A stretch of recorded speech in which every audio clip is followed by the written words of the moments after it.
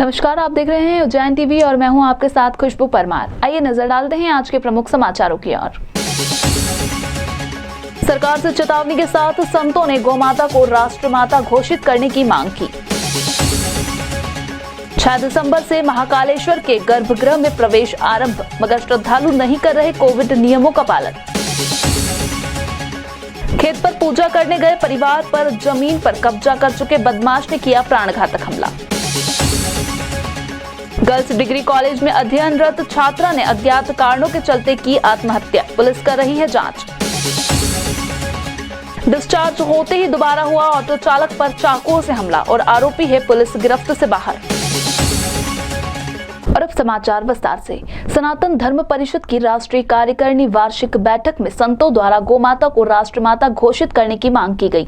सनातन धर्म परिषद द्वारा राष्ट्रीय कार्यकारिणी की बैठक बड़नगर रोड स्थित नया उदासीन अखाड़े में आयोजित की गई, जहां देश के अलग अलग राज्यों से आए संतों ने बैठक में हिस्सा लेते हुए निर्णय लिया कि देश के प्रधानमंत्री नरेंद्र मोदी आगामी 2024 के चुनाव के पहले गौ माता को राष्ट्रमाता का दर्जा नहीं देते हैं तो साधु संत भारतीय जनता पार्टी का साथ नहीं देंगे।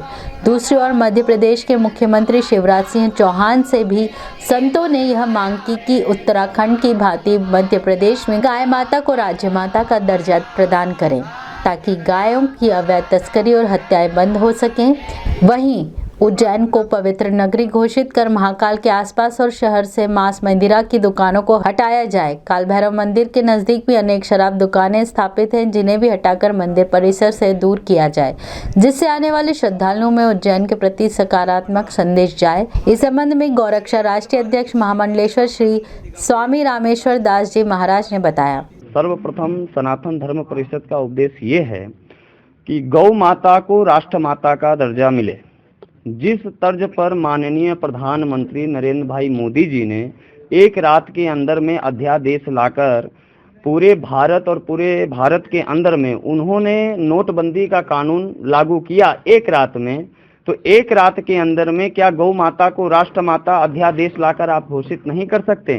संत समाज की यही पुकार है, संत समाज की यही आवाज है। यदि गौ माता इस चुनाव के पहले गौ माता यदि राष्ट्रमाता घोषित नहीं हुई तो हम आशा रखते हैं कि भारतीय जनता पार्टी पुनः नहीं आएगी, क्योंकि भारतीय जनता पार्टी जो है भारतीय वैदिक सनातन परंपरा के पद चिन्हों पर चलती है, लेकिन कुछ कथित कथित वामपंथी विचार धारणा रखने वाले जो पार्टी के अंदर में हैं, उनको पार्टी के वरिष्ठ पदाधिकारियों को निष्कासित करें और गौ माता को राष्ट्रमाता और राष्ट्र पशु का दर्जा दें।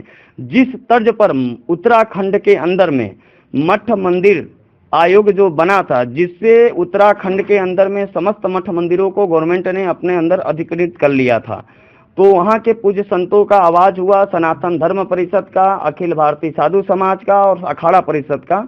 तो उत्तराखंड सरकार ने शीघ्र से शीघ्र ही जो उत्तराखंड के अंदर में धर्मस्व विभाग आयोग बना था उसको भंग कर दिया गया, खत्म कर दिया गया। उसी तर्ज पर मध्य प्रदेश सरकार माननीय मुख्यमंत्री शिवराज सिंह चौहान जी जिस तर्ज पर उत्तराखंड सरकार ने धर्मस्व विभाग को भंग किया है, उसी प्रकार से मध्य प्रदेश की धर्मस्व विभाग को भंग किया जाए, कलेक्टर व्यवस्थापक हटाया जाए, गुरु शिष्य परंपरा के अनुकूल मठ मंदिर चले और शिष्य परंपरा के अनुकूल मठ मंदिर चले। महाराज जी, अगर ये मांगे पूरी नहीं होती तो क्या करेंगे फिर आगे? आप क्या करेंगे? यदि ये हमारे मांगे पूरी नहीं हुई तो पूज्य हमारे जो वरिष्ठ आचार्य हैं, वरिष्ठ संत हैं, हमारे अखाड़े के जो वरिष्ठ मार्गदर्शक निर्देशक हैं, उनसे हम मार्गदर्शक लेके पूरे विश्व में आंदोलन करेंगे।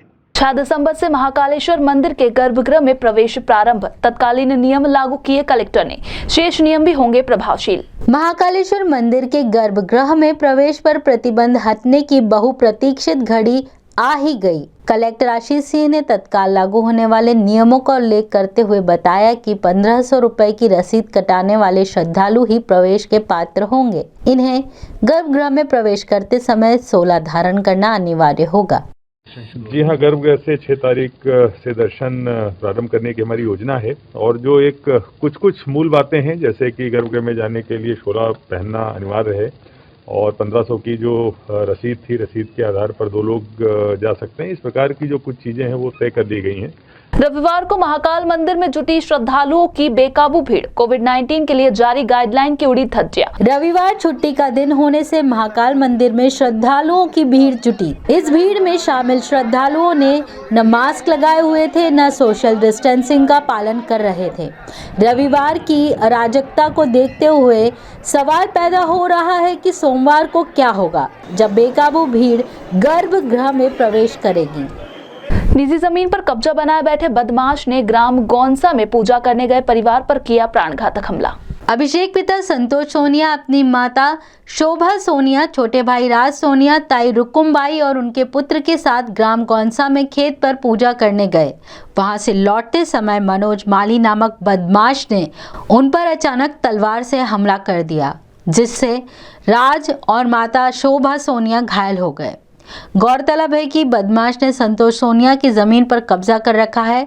घायलों को गंभीर हालत में निजी अस्पताल में भर्ती करवाया गया। इस बाबत अभिषेक ने बताया, मैं, मेरी मम्मी, छोटा वाला भाई और बड़ी मम्मी और उनका लड़का हम खेत पर गए थे पूजा करने। तो वहाँ पर जब हम पूजा करके निकले, पूजा कर जब हम बाहर निकले तो वहाँ पर मीन्स मनोज माली ने हमारा रास्ता रोका, बाइक से गाली गलौज करने लगा और मतलब धक्का धूमी करी लेडीज़ों के साथ। तो जब हम लोग गाड़ी से उतर कर नीचे आए तो मीन्स वो तलवार निकाल कर लाया और मम्मी के हाथ पर मारी। तो छोटे वाले भाई के सर पे तलवार लगी है, जो कि वो घायल है, सिविल अपोलो में एडमिट है ICU में। ये कहाँ पे हुआ था भैया? ग्राम गौंसा। ठीक है, कुछ विवाद था क्या पुराना, कुछ ऐसा? पुराना विवाद मतलब ज़मीन में हमारी उसने कब्जा कर रखा है और बोलता है कि ना पैसे दूंगा और ना कोई कुछ मतलब ना कोई और कुछ करूँगा। डीडीसी में अध्ययनरत छात्रा की जहर खाने से मौत। अनायास घटी घटना से परिजन सकते में। मृतका के पास से कोई सुसाइड नोट भी नहीं मिला। देवास रोड स्थित सनराइज कॉलोनी निवासी राधेश्याम परमार की 20 वर्षीय पुत्री प्रीतिका के द्वारा जहर खा लिया गया। उसकी तबीयत बिगड़ती देख कॉलेज प्रबंधन ने परिजनों को खबर की। यह जानकारी देते हुए माधवनगर थाना SI महेंद्र मकाशे ने बताया, आज शाम के 4 बजे लगभग संजीवनी हॉस्पिटल से हमारे पास सूचना प्राप्त हुई थी कि एक बालिका है प्रीतिका परमार, उन्होंने GDC कॉलेज दशहरा मैदान उज्जैन में अज्ञात कारणों की वजह से कुछ पॉइजनस वस्तु खा ली थी, जिसकी वजह से उनका उपचार के दौरान दुखद निधन हो गया था, जिनका हमने मर्चुरी रूम में रखवा करके फिर उसका पोस्टमार्टम करवाया गया है। और किन कारणों की वजह से उस बालिका ने यह कदम उठाया है, इस संबंध में मर्ग कायम कर जांच की जा रही है। अस्पताल से डिस्चार्ज होने के बाद पत्नी के साथ भोपाल जा रहे ऑटो ड्राइवर पर फिर हुआ हमला। चाकू से घायल ड्राइवर अस्पताल में भर्ती। सूरज उर्फ बारीक नामक ऑटो चालक पर चंद दिनों पहले हमला करने वाले जावेद और उसके साथियों आसिफ और सोहेल ने उस वक्त हमला किया जब वह सपत्नीक भोपाल जाने के लिए निकला था। घायल सूरज को अस्पताल में भर्ती कराया गया है। साथ ही एक सिपाही उसकी सुरक्षा में भी लगाया गया। घटना की जानकारी देते हुए सूरज ने बताया, पहले भी घटना हुई थी, पुलिस गिरफ्तार कर ही नहीं रही। वो मेरे साथ कल फिर घटना हुई, कल से मैं। किसने कहा आपके साथ में? जावेद, सोयल और आशिफ। जावेद और आसिफ दो ही भैया सगे और सोयल ऑटो चलाते तीनों, और छिंगू काले से जुड़े हुए हैं कि उनसे ही पूरा शतरंज चल रहा आ रहा है कि पहले भी जावेद ने चाकू दिए थे छिंगू और काले को, तो इनने मेरे को चाकू मारे थे। कब मारे थे चाकू? पहले 1 हफ्ते 10 दिन पहले। और मैंने कल ही डिस्चार्ज हुआ यहाँ से। मैं कल ही डिस्चार्ज होकर गया। मैं भोपाल जा रहा था ट्रेन से, तो मतलब ट्रेन में भी नहीं बैठा, ना टिकट करवा पाया मैं। बस मैं गया, मैं खड़ा ही हुआ था, मेरी वाइफ का इंतजार कर रहा था। और इन्होंने घटना कितने बजे की घटना? ये कब की घटना? ये 7:05 की। कब की? सुबह। इस बाबत GRP उप निरीक्षक राधेश्याम महाजन ने बताया, ये जो फरियादी है सूरज नाम का, ये भी अपराधी प्रवृत्ति का है और इनका जो पहले करीब 26-26 तारीख के आसपास कुछ घटना घटित हुई थी। इन्होंने इसको उन पार्टी को कहीं ऐसा पता चला कि जेल में कुछ ब्लड व्लड से मारी थी, इनकी पुरानी दुश्मनी चली आ रही है।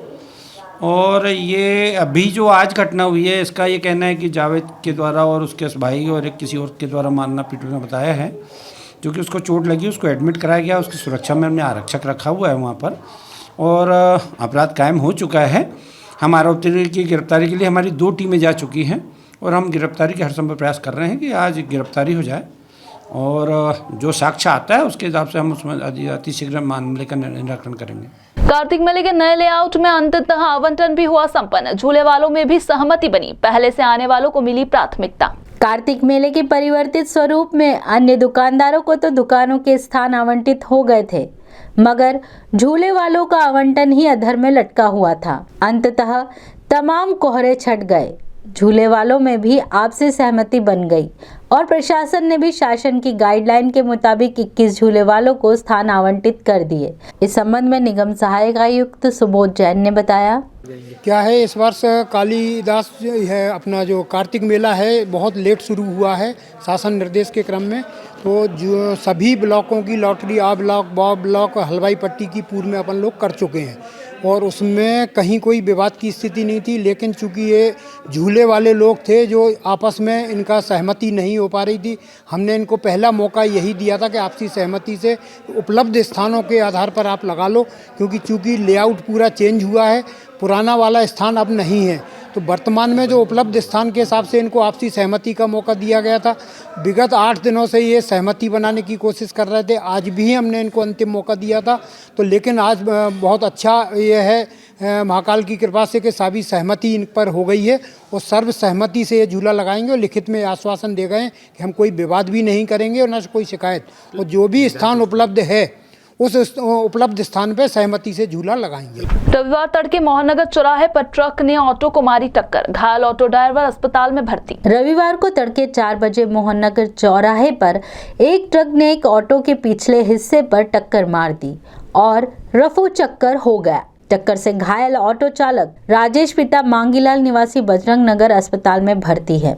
घटनास्थल पर थाना चिमनगंज की पुलिस पहुंच गई थी। सर, मैं बजरंग नगर में मेरा घर है। मैं रेलवे स्टेशन जा रहा था सुबह 4 बजे।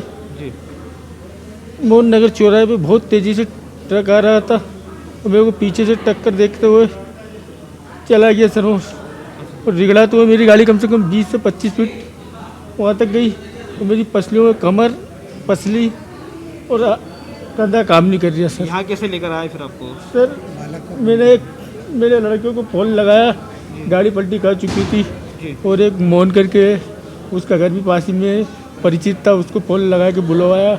उन लोगों ने मेरे को गाड़ी में से निकाला और अस्पताल तक पहुंचाया ऑटो से सर। बीते 2 दिनों की बारिश से रामघाट पर हुई गंदगी और कीचड़ की सफाई हेतु स्वच्छता अभियान चलाया गया। सफाई कर्मियों ने पानी की तेज बौछार से की सफाई। बीते 2 दिनों की बारिश से शिप्रा किनारे रामघाट पर लोगों और वाहनों के आवागमन में परेशानी हो रही थी।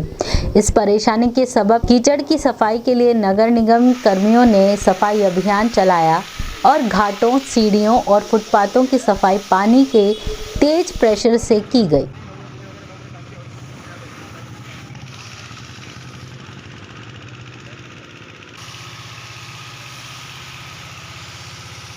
राज्य स्तरीय बास्केटबॉल प्रतियोगिता में भाग लेने के लिए उज्जैन जिले की महिला टीम इंदौर के लिए हुई रवाना। निरंतर अभ्यास प्रक्रिया से गुजरने के बाद उज्जैन जिले की छात्राओं की टीम राज्य स्तरीय बास्केटबॉल प्रतियोगिता में भाग लेने के लिए इंदौर रवाना हुई। इस प्रतियोगिता में 22 टीमें भाग ले रही हैं। यह जानकारी देते हुए कोच विजय बाली ने कहा, राज्य स्तरीय बास्केटबॉल इंदौर में 4 से 9 खेली जाएगी। यहाँ पर 22 टीमें हिस्सा लेंगी। उस रेस्ट खेल के आधार पर मध्य प्रदेश टीम का गठन किया जाएगा जो आने वाली राष्ट्रीय प्रतियोगिता में हिस्सा लेंगी। यहाँ पर खिलाड़ी नियमित 3 से 4 घंटे अपनी मेहनत करते हैं और अपने खेल को ज़्यादा निखारने का प्रयास करते हैं। टीम की कप्तान मुस्कान शर्मा ने बताया, वहाँ पर नेशनल एमपी की टीम बनेगी। वहाँ पर नेशनल लेवल के लिए वहाँ से एमपी की जगह जगह से बच्चियों के सिलेक्शंस होंगे और वहाँ पर हमारी टीम को भी खेलने का मौका मिलेगा और हमारे इसमें से भी किसी का सिलेक्शन होगा वहाँ पर। इसी के साथ आगे चलते हैं वेधशाला से प्राप्त मौसम के आंकड़ों की ओर।